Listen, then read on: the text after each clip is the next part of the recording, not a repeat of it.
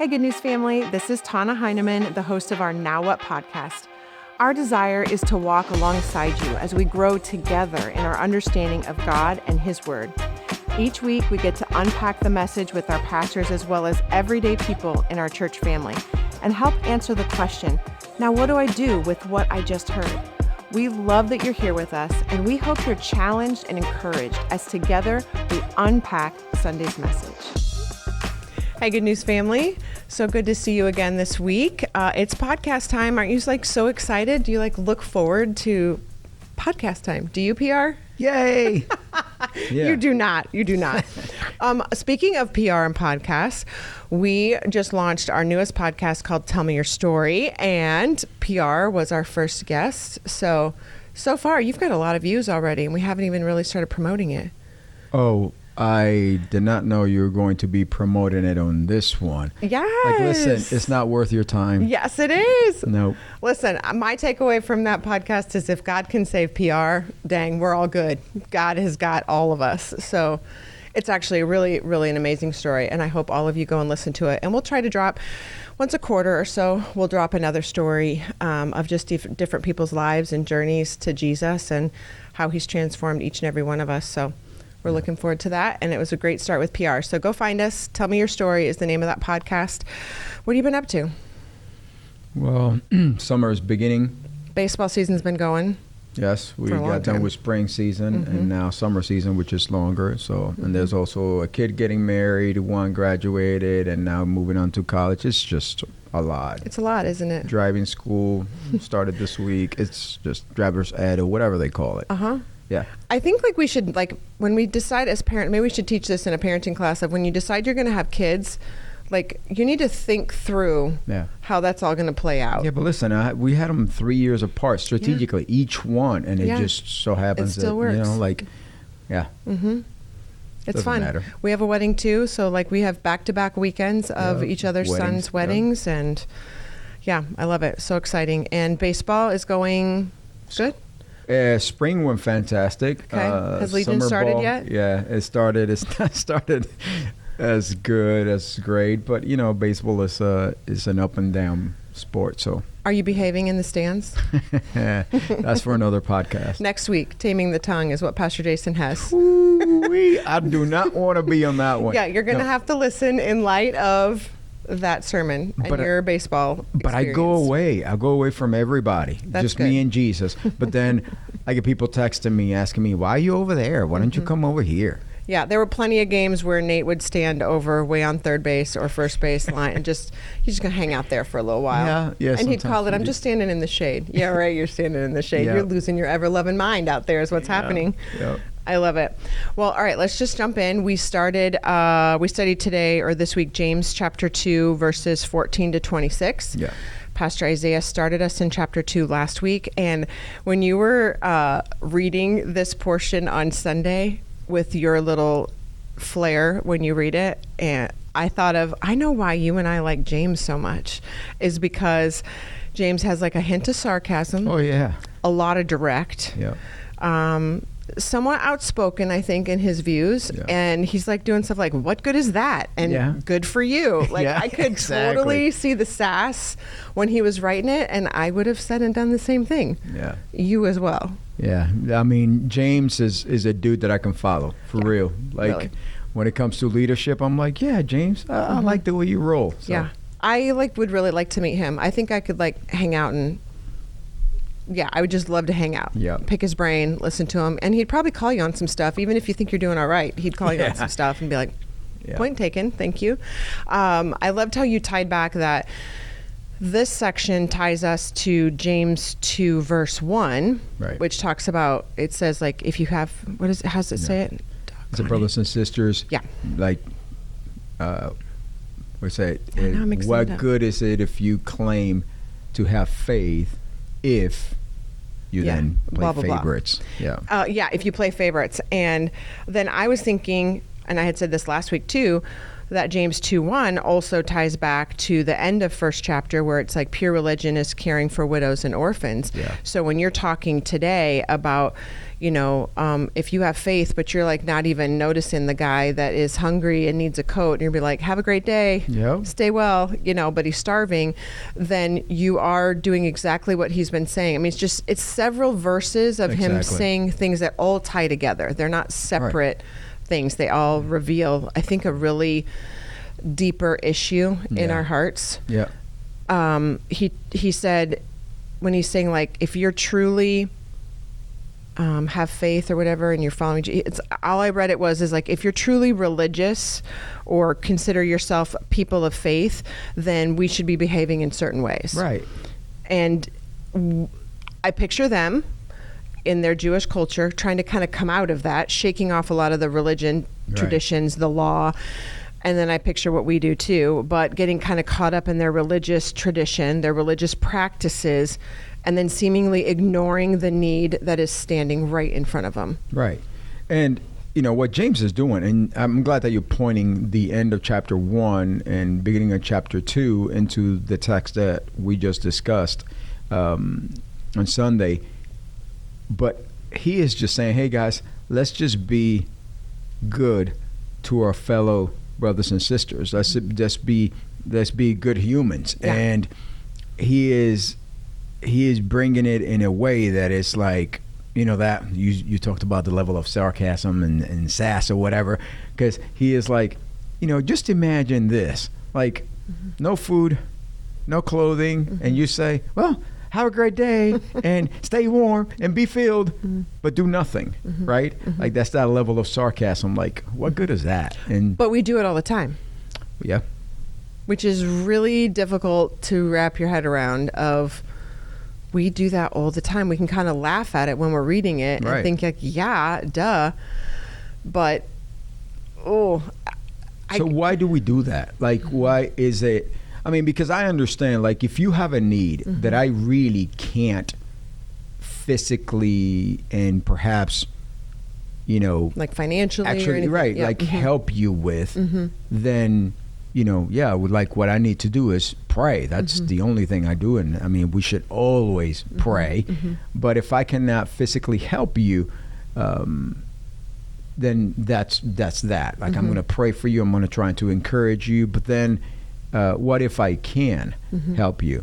Why don't I? Like, why do we do that? Is that a rhetorical question? I'm kind of asking you.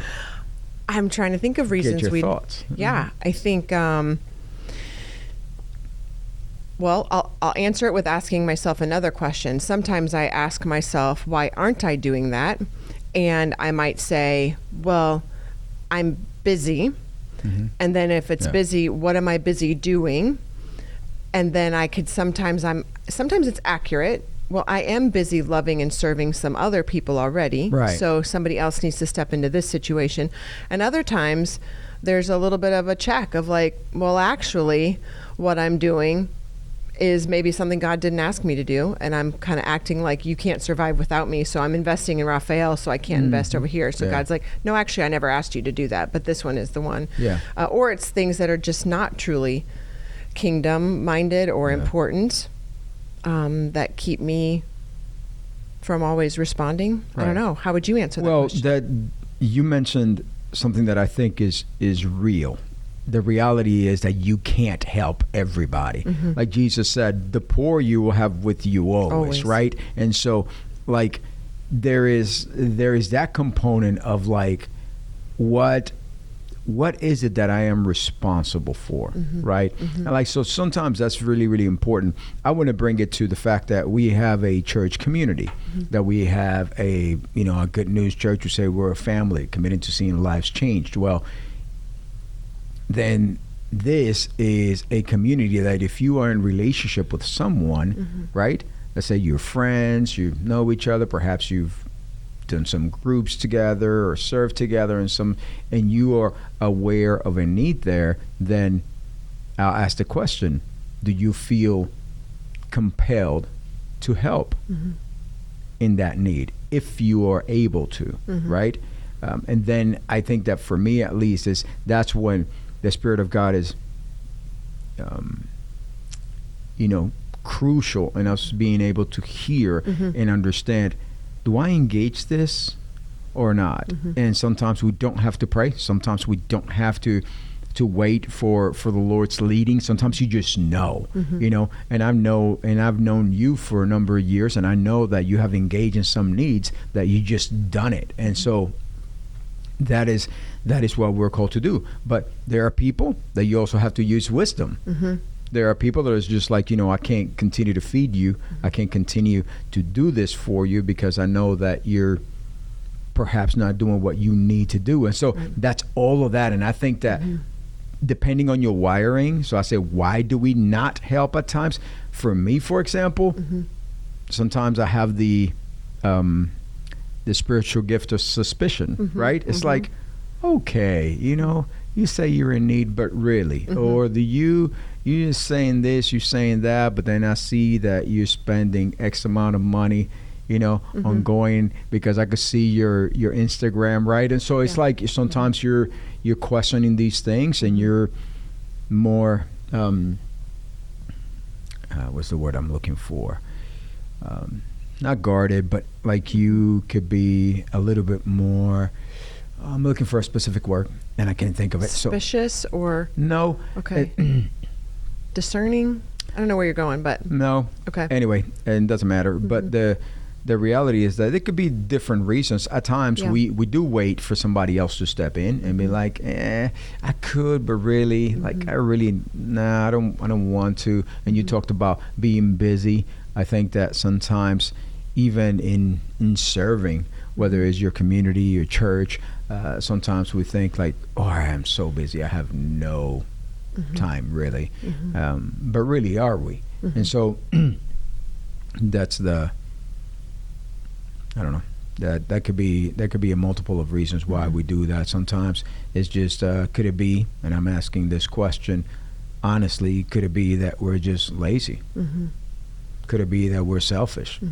And if there's nothing in it for me, then is it really worth my time and my effort?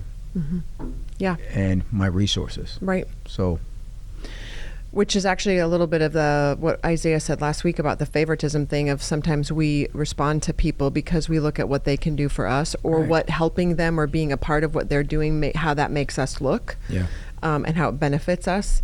I was even, if we're talking too about James talking about, sometimes they're religious. We're people of faith, so we don't miss church. We don't, we can like check all these religious boxes. And isn't there a verse where it talks about God? He wants our obedience more than sacrifice, right? I don't know the reference of it, but just thinking of some of us in our faith, we believe that. We have to live from a place of deprivation and lack to qualify for the goodness of God, And so some of us even do that through sacrifice of all these different things for our own selves. And we're so busy doing all of that we're not paying attention. No, God never asked you to live that way. And he asked you actually to be in community. Yeah. Acts 2:42 through 47, they were taking care of each other's needs. They were doing all the works that we see of church, the teaching, the breaking of bread and fellowship, and caring for each other's needs. But sometimes we are too busy trying to live from this state of, I don't know, lack or whatever, that then we don't even pay attention that actually I have more than I even need that I could give to someone.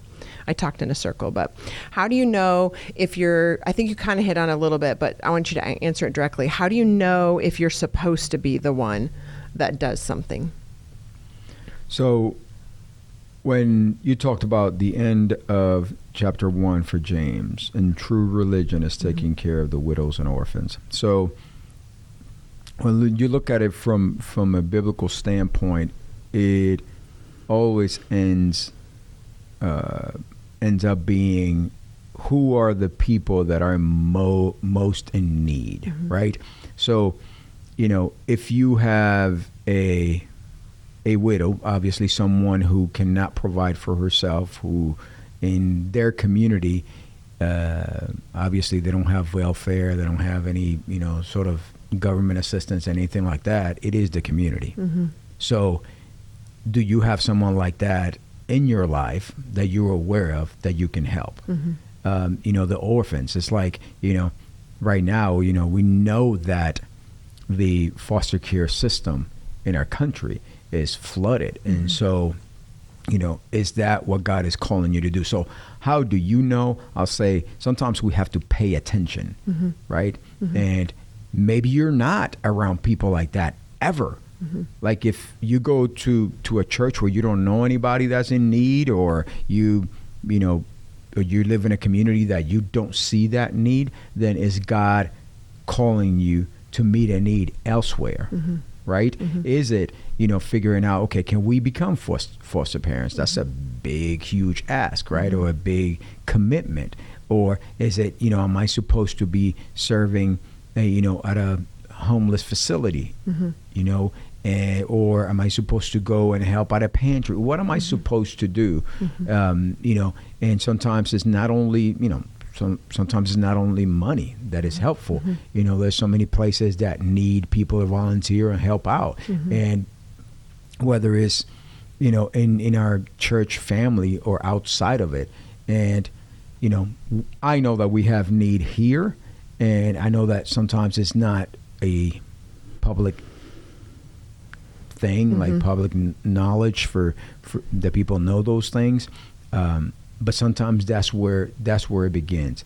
And I think that I could say for myself, for example, I've become very desensitized to need because there's so much of it. So sometimes you're like, what is one thing that I do going to make a difference? But even participating with our track Team Reach Adventure camps, when I've done those events and been participating, I see the impact that they're making and how these young men and women are impacted by that ministry. And I'm like, man, if I have an opportunity to do that, then I need to do that. And we, part of our Kingdom Builders, we have a lot of local organizations that we're partnering with them, but a lot of it is financially, right? So how can we do more in a way that tangibly we can just put our hands to the plow and say, hey, we're going to do this? And I also was talking in circles here, but no, but it is where now we're talking, like, are we going in the right direction with this passage, or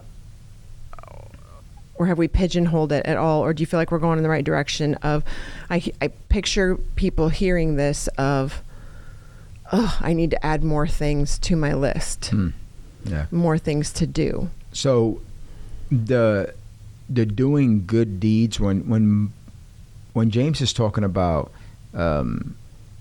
that faith by itself is not enough, that it must be combined with our good deeds, is I will ask our listeners, or like ask you, what is a good deed for you? What is something that you can do that I can't? Something in your sphere of influence, something in your community, something where you're at that is like, this is a good deed for me. And it's not about, I got to do more and I got to do more. Because like I said on Sunday, no amount of doing is going to increase the level of favor that you receive from God. Right. It's like that, this whole thing that we have, because being human is like, if I am a lot nicer to Tana, she's going to be nicer to me. And therefore maybe I reap more benefits from her, right? If there's any benefits to glean. But that's not how God operates. Right. We are his children. He already did what he needed to do for us, and he has done it and continues to do so. And so I think that sometimes we think that the more I do, the more I receive. It's almost like a paycheck from God. Well, not really. You don't get overtime pay. And that's a balance, because depending on your wiring, there are people in my life that are doers, and I can see where now you're saying, okay, faith has to be combined with good deeds. Well, I have to do more. I feel like I'm not doing enough. And one, it could be your own unhealthy thought patterns or expectations, but also could it be the Spirit of God convicting you and saying, Rafael, you got to do more, because there's that possibility as well. Realizing that I'm not doing anything, that my faith is not actually being lived out in that way in serving others or, doing good deeds. And we talked about being more and more like Jesus. That is my goal, and that's what I want to convey to our Good News family. And so, what does that look like to be more like Jesus? Yeah, you even defined faith, which I loved. You said it's belief and trust, confidence in God, but more accurately, persuasion, to be persuaded and to come to trust. And I when you said that, I'm not a very audible person in service, but I was like, oh, that's good. Because that word persuasion, it's like, it's where like my true belief in who God is, and if he really is who I think he is, and he's really done for me what he says he's done for me, then I am persuaded, not bullied, not forced. I'm persuaded in response to have a response. Yeah. And sometimes we hear like the words translated into good deeds or works, and we get all kind of caught up in those words, when really it's just simple. It's response. Yeah. It's an action, whether that response is worship, whether that response is being on mission with him, whether that response is loving his creation. He said the two greatest commandments are love the Lord your God and love others. What am I doing? What is my life? How does my life show that I'm living those two commandments out to my fullest? Yeah. And there's different seasons where I can give more of myself. Like right now, I have one child at home. He's 15, so he can practically drive himself now. So he's going to need me less and less, which then frees up more of my time to be able to be intentional outside of my home a little bit more than I used to be able to. Right. It doesn't mean I have to say yes to everything and have a calendar that's overflowing, but my wiring likes a full calendar versus other people's don't like it that full. That's okay too. It's just, what is the Holy Spirit saying to you? What is he persuading you to say, think, or do in response to the faith that you have in him? Yep, absolutely. And it's funny because that word being persuaded is like, I literally, when I came to the Lord, I said to him, if you're real, change my heart. Transform me, and I'll serve you for the rest of my life. And I was persuaded, right? Like, by what? How? It's just from that moment on, what I felt, how my eyes were open. Like, I can't describe it, and we already did a podcast. But it's like, oh my, like he is real. And it's just, God, it's almost like God taking a book out of James and saying, okay, you want to really experience me? Here we go. Yeah. Boom. And I was like, oh, God is real. And I was persuaded by him. There are people that had tried to convince me that God was real and tried to move me towards faith in Christ and dependence in his goodness and love and in salvation. But I was not until I was persuaded by the Lord to believe. And so that is a really, like, I love that word, and I love that picture of faith, personally for me. Now, when you talk about the being able to do more, now that you have only one child at home and all those things. And again, those are things that we need to think and consider. Like, where am I at in life? What is it that I am doing? What is God calling me to do? And so, all of those things, paying attention to that is important. You talked about faith. What was it that you said that faith?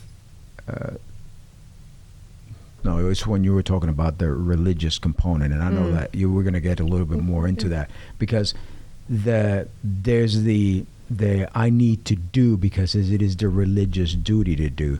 But when you and I were having a conversation about the things that I do because of my faith are an overflow of my love for God and basically a realization of what he has done. So it's like, God has loved me so much.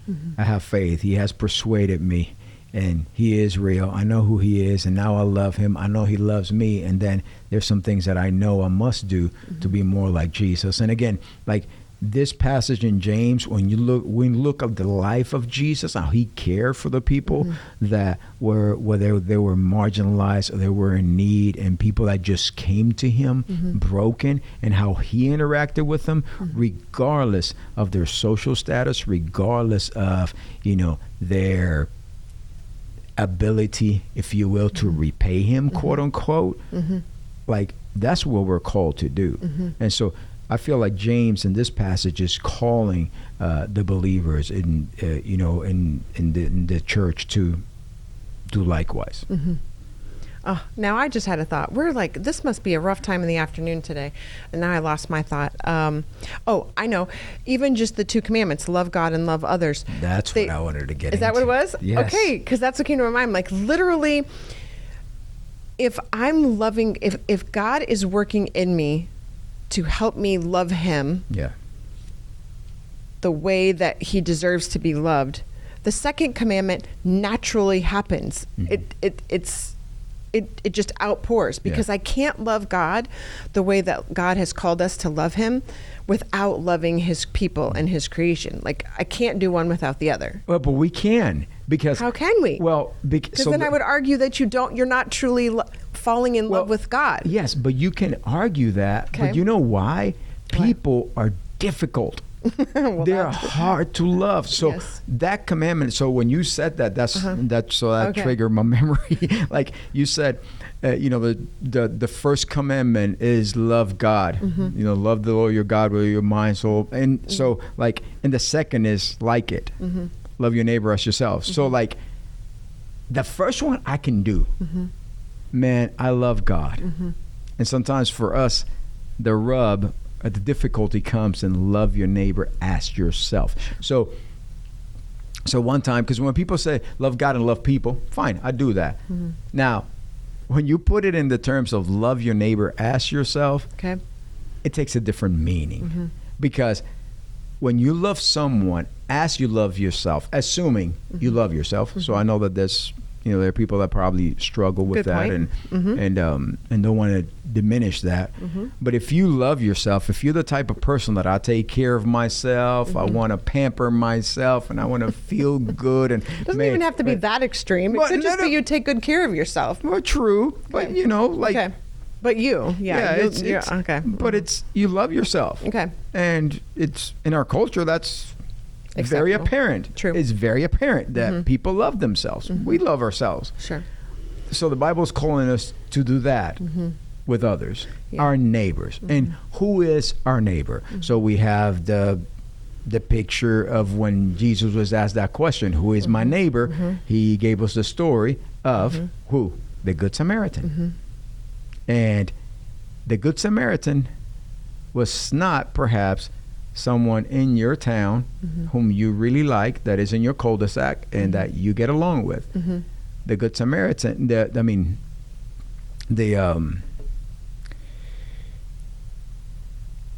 Good Samaritan was the person that the Jewish people will not see as a neighbor. So Jesus is using this as something that will bring tension. It's like, ooh, so you're telling me that the Samaritan was the good neighbor? That he was the person that was good to his neighbor, and we don't see them as good people.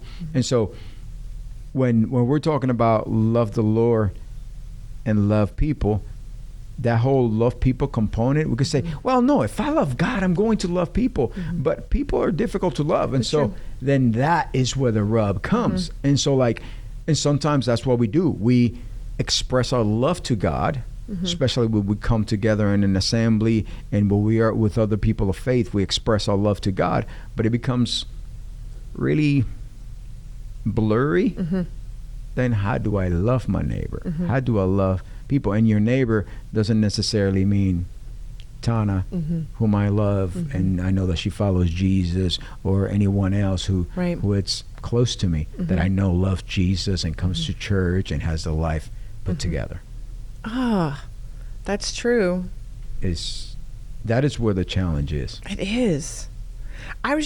One of my neighbors texted me recently, and their daughter is, I'd say she's probably late 30s, and she's had kidney failure for a while now, and she's been on dialysis. The daughter, who's in her late 30s, maybe 40.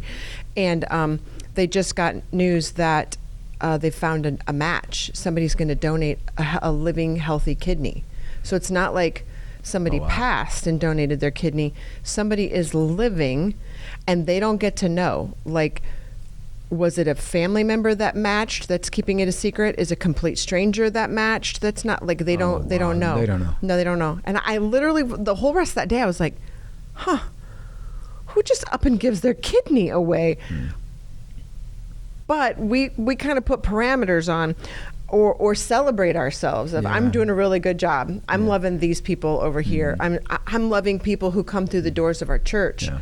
Well, what about the people who don't come through the doors of our church? What about the people who hate the doors of our church? What about people I don't know? Those are, now you just really challenged me and I do think that's that pursuit, not perfection. God is opening our eyes to new and greater depths of love for his people. And like, you're doing good, but that's pretty easy. I want you now to love this person here. And that's a great point. Like, so I've never kept this a secret. Like, I did not want to be a pastor because I'm like, I know people and I'm going to have to work with people and serve people and love people. I'm like, I don't want any part of that. Like, because I know the people that I can love, and I know the people that I have no desire to love. And then God started putting the finger on that. And it's like, okay, so you love this person? Absolutely. You give your life for this person? Absolutely. How about for this one? Nope. We're not even buying them a burger. Yikes. Yep. So, but the reality is that then God started putting his finger on that. Like, why? What's wrong with this person? Did I die for this person? Did I give my son for that person or not? Yeah, you did.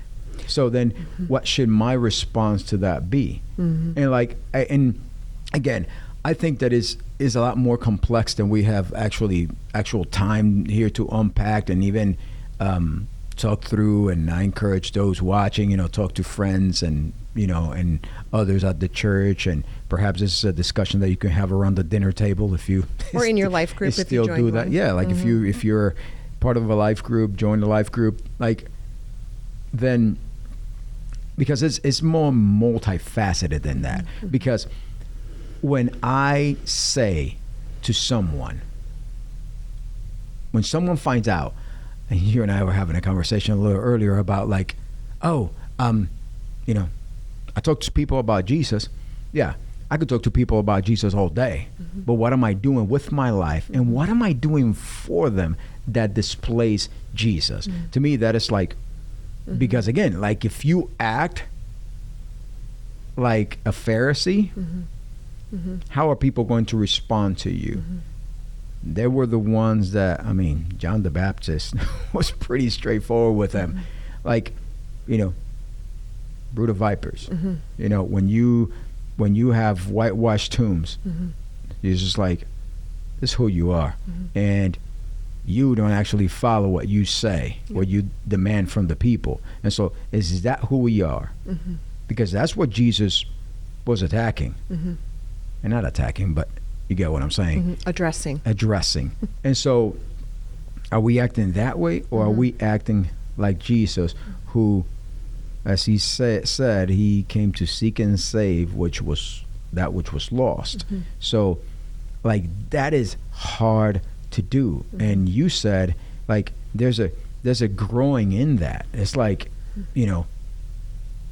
may not be there today, but that's the goal. Right. And so as we are pursuing Jesus, as we'll be trying to become more like him, and we know him more, there are going to be challenges that come our way. And some of those challenges we may choose to say, you know what, I'm good. Nah, that was just the pizza last night.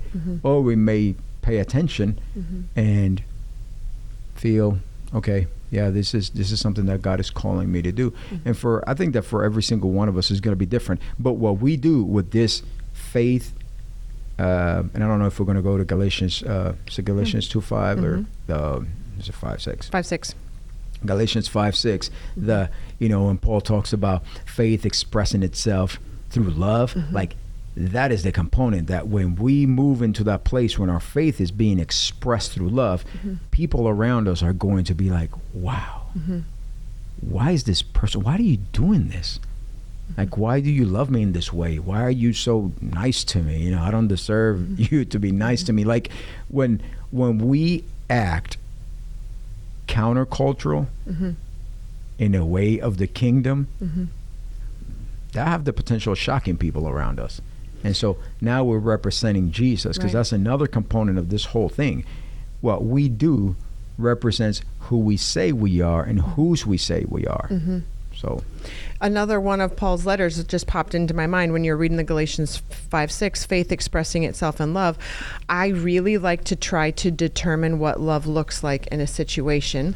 And all it made me think of right there was 1 Corinthians 13.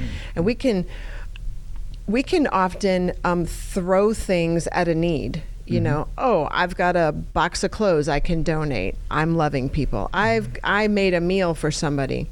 I'm loving people. But listen, right there, and I'm going to let you keep going. Go. But if I am actually donating like if I go to my closet and grab some of the clothes that I like the most, and I'm like, I'm going to give this to this man that is in need, that is totally out of love. 100%. If you don't know how to cook like me, but I'm like, I feel like I need to cook this person a meal, this family a meal, and I'm going to try my best and do this like out of love, like that is different. So again, motive, which we talked about. 100%. But keep going. That's where I was going to go. Like if we're not actually like 1 Corinthians 13 about what love is, living that love out from the inside out, not just doing things that we can check a box and make ourselves feel like we're doing something, but actually checking myself of love is not rude. Love is not self-seeking. Love is not holding things over people's head. Love it, those kind of things of really being challenged when we see things like this in James, and then connecting it with letters from Paul, that faith and works, they are two sides of the same coin, you said, because they're all motivated by love, receiving the love of the Father and then giving the love of the Father away, whatever it looks like. Just like you said, in an imperfect meal, in giving from my closet, those are acts of love, 100%. When my motive and the Holy Spirit is leading me, and my motive is right. And it's also not to earn anything. Like we were talking old school.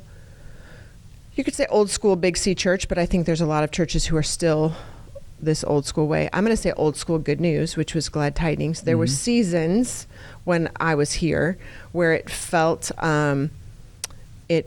very, the outside of the cup is clean, motivated.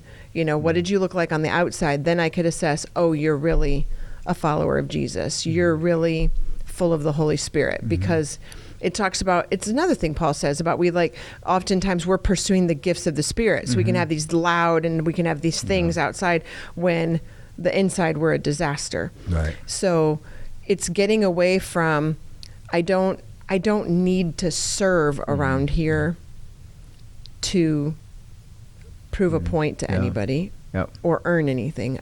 I don't need to, I don't know, finish my thought. No, but I mean, you bring up Paul, and it's like, what good is it if I have all these gifts, if I give all my money to the poor? Yeah. That doesn't matter unless I have love. Like, again, you can do something very incredible, which we see in our culture. There are people that do things to be celebrated by others, or do what we perceive as, wow, fantastic. Look at how many people they're feeding and all the stuff that they're doing. But again, if it's not out of love, then you're just making a whole lot of noise, right? And so that's why the motive is important. And when we talk about love, the God's definition of love is not our definition of love. And a lot of times when someone asks me to do a wedding and they want, 1 Corinthians 13 and as their passage, I a lot of times will say, our kind of love is all of the opposite of God's definition of love. So our love is not patient. Our love does keep record of wrong, right? Which is a big one for me. It's like I keep a tally. Like, yep, this is how you mess me up. Yep. And so that's what I used to do. But the reality is that our love is very conditional at times. You scratch my back, I scratch yours. Right. And that is the opposite of what the king in his kingdom calls us to do. And so I don't want to pretend that it's easy. I don't want to pretend that I have it all figured out either, because it is hard, but it is what we're called to do. So I love to say we do hard things, and when you are in a position like this, when it comes to faith and works, is some people need to grow in their faith. They need to grow in their knowledge of Christ, and he will continue to reveal himself to them. And others of us need to grow in our good deeds and actually doing the work that we were created to do. There are things that God has put in my path and in my journey and my destiny that are for me to do. And they're not for Tana to do, or they're not for, Josh, or they're not for Pastor Jason, or they're not for, Brian, or for my wife, Victoria. It's like there are things that he's placed within my reach, and people that I can serve, people that I can love, they're not in your life. And so, what does that look like? So again, paying attention. There could be also the component of, because we're thinking the poor and we're thinking the marginalized, and all of those is what Paul is talking about. What James is talking about, and Paul talking about doing this through love, faith expressing itself through love, and that is important. But there are people in your life that perhaps are far away from God, and they're hurting. They're like, things have happened, whether in their life, in the lives of others, or whatever, and they're just hurting. They have no hope. And how can we show those people faith through love?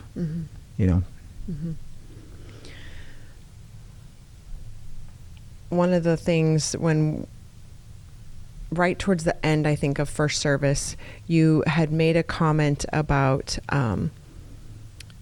we have a place to, and you use the word judge, that we can judge each other. And people hear that word and it's a triggering word for people. Right. And even like what I was just talking about, if you've ever been in the church circle where you feel like you're being judged by, are you doing enough? Right. And then we hold on to that. Right. So then we feel like we're always being judged for, are we doing enough? Yeah. How do you balance that comment? What are some things you want to... So I think, I like what you said. The word judge, sometimes it could be a trigger. And when we get a picture of a judge, it's someone who hears an argument and brings a decision, a conviction, and so perhaps that's not the right terminology, but the Bible calls us to, even prophetic words. You are to judge a prophetic word. We are to keep one another accountable. We are to, as I was talking to you, it's like, I feel like if people that are in my life and they see me do things that are incongruent with who I say I am and who I say I serve, and my faith is in Jesus Christ, and he is not only my Savior, but he is my Lord. If I am claiming all those things, then you, as another believer who has access to my life, you are in a position to say, hey, Rafael, that right there does not match what you're saying. And that's what I mean. So sometimes we're like, and I mentioned this in one of the services, but that whole thing of only God can judge me. If you're a believer, that's not right. That's not accurate, because you're now putting yourself in a place where, nobody can tell me anything. Only God can. Well, right. You're not listening to him, right? Because sometimes we claim, well, God told me. Okay, fine. When you say God told you, then you're totally, excommunicating everybody else from your life, because nobody else can speak into that, because God said. Right. And so, I don't even know where I went there, but only God can judge me. What that does is now that doesn't allow anybody else in your life to actually hold you accountable. And to me, at least personally, that's a dangerous place to be. Like, I need people in my life that have access to my life, that I trust, to be able to tell me, hey, that right there, like, I need that. That's a really big piece of it, though. It's people who have access to you.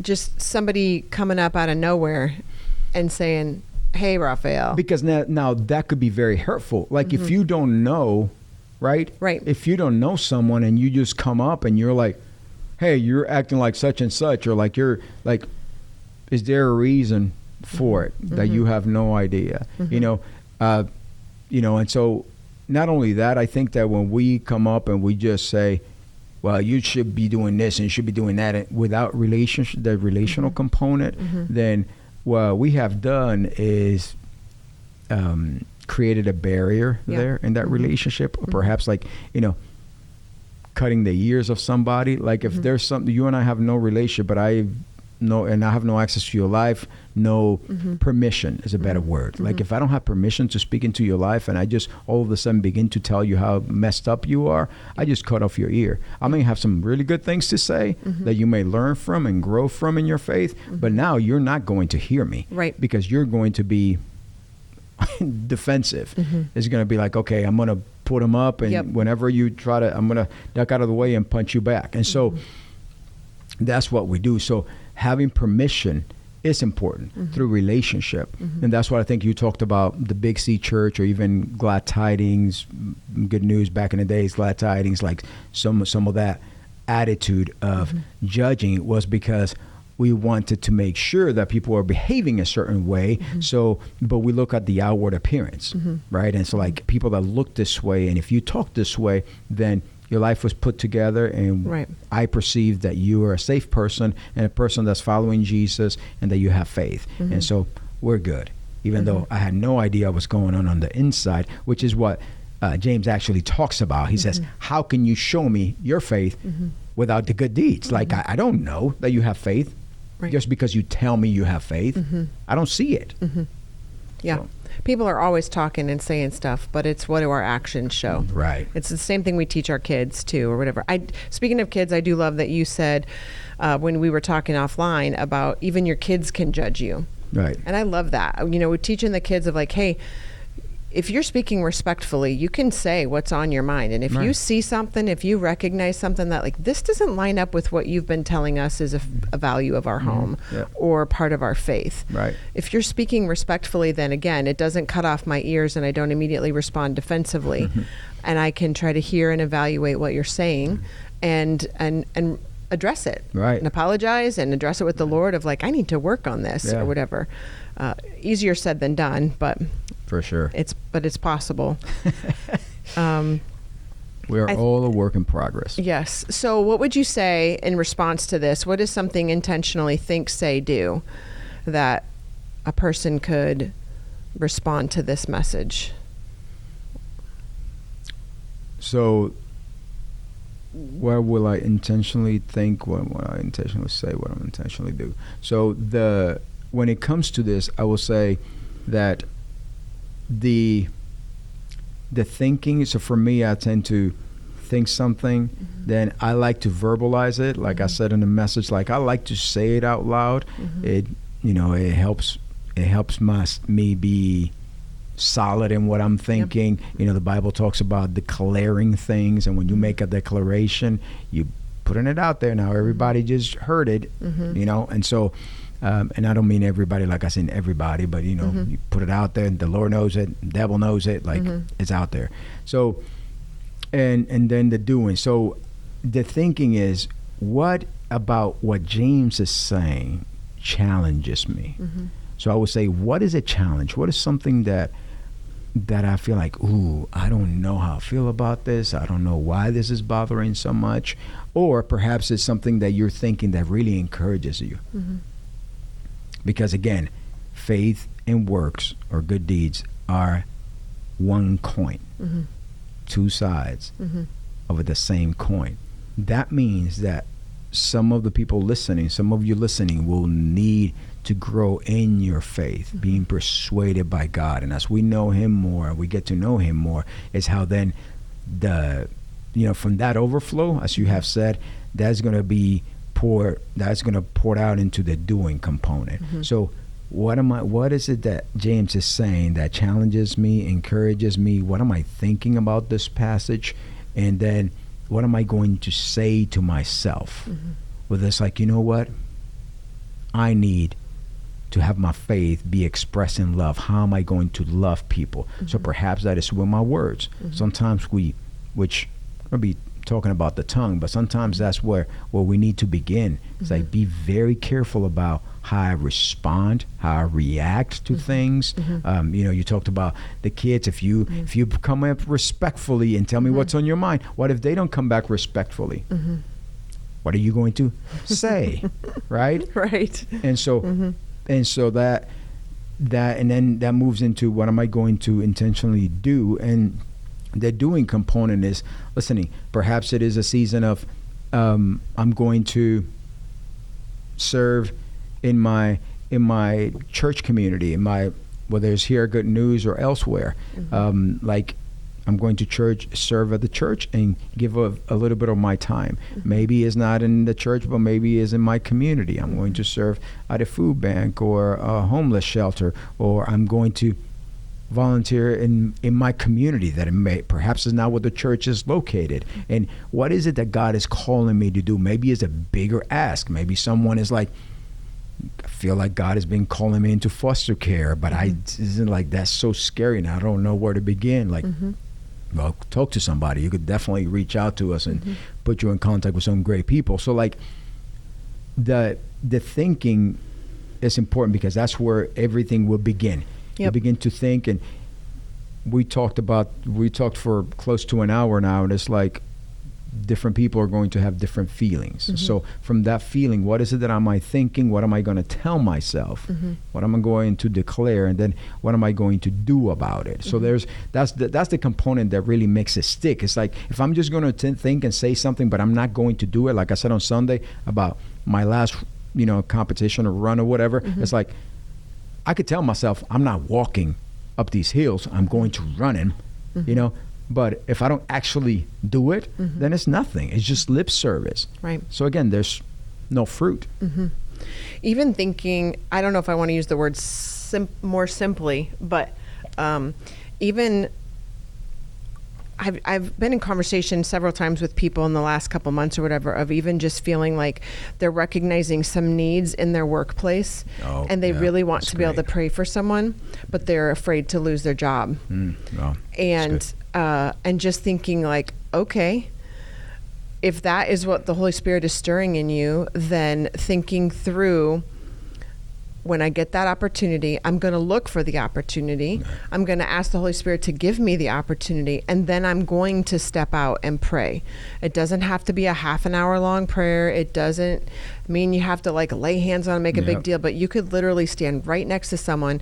When I was on the trip recently to Africa, it was one of those things where we were praying outside of different businesses and stuff, but if you close your eyes and bow your head, it's very obvious that you're praying, you know, so stop it. So we would literally stand there like we're talking to each other, but we're talking to God because he's standing right there. We're all in conversation. We don't have to be weird, but that's what was on my mind, and I don't want to ignore it, of if someone's out there and like your faith in action right now might be that God is saying, yes, I want you to pray for that someone that's at the office, or that neighbor who normally they'd think you're crazy. Well, ask them if you can, whatever. So anyways, you got anything else? No. Okay. No. Well, thank you guys so much for being here with us today. I hope that you don't hear do, but I do pray that you hear your faith as you grow in your understanding of who God is and what he's done in your life. That transformation that he's brought will produce action in you, because you can't help but not. So I just hope that you're inspired today, and even email us, podcast@goodnews.church, and let us know, how is God speaking to you, either through this message or any of the previous James messages we've been in. Do that. We look forward to it, and we'll chat again next time. Bye. Thanks again for joining us today. It's a big deal to us that you intentionally bring us into your busy lives each week. Our prayer is that you not only listen to a message week after week, but that you actually learn what it means to live it out, day by day, moment by moment. Make sure you subscribe on YouTube or on your favorite podcast platform so others can find us, and tell your friends and family to check us out too. I mean it when I say being with you is one of my most favorite days of the week. Now let's get out there and give away what we're learning about Jesus.